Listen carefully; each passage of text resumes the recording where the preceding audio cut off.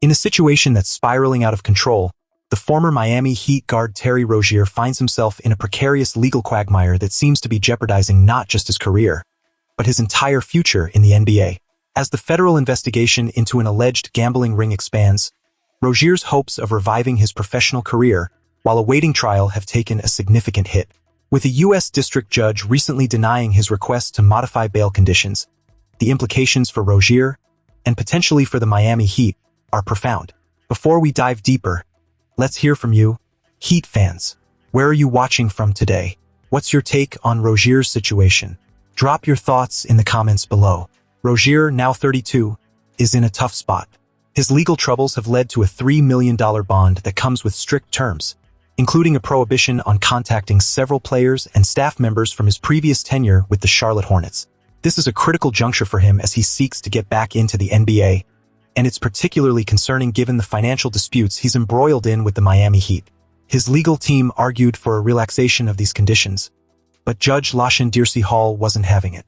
The judge's dismissal of Rozier's request underscores the harsh reality he faces.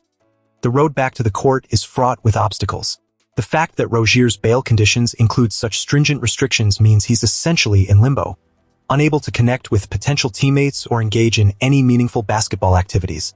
His defense attorney, David Marcus, attempted to argue that the restrictions function as a blanket ban on Rozier's ability to interact with anyone connected to the league.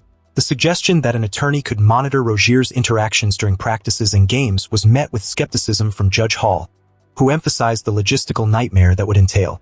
"Unless you're suiting up, that doesn't help me," she pointed out, illustrating just how untenable the situation is.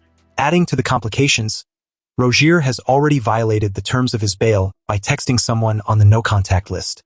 While his defense claimed the message was merely informational, Judge Hall saw it as a blatant disregard for the court's authority. "What that tells me is that he believes he knows better than the court," she stated. This kind of behavior doesn't just reflect poorly on Rozier. It raises serious doubts about his judgment, an essential quality for any player hoping to make a comeback. But the financial ramifications are perhaps the most damaging. An NBA labor arbitrator recently ruled against Rozier's claim to recover a substantial portion of his salary. After initially winning a preliminary ruling that would have guaranteed him $26.6 million for the final year of a lucrative contract signed in 2021, the arbitrator reversed that decision, citing the restrictions of his bail conditions as the reason. This means that Rozier is left not only fighting legal battles but also facing financial instability that could crush any hopes of a comeback.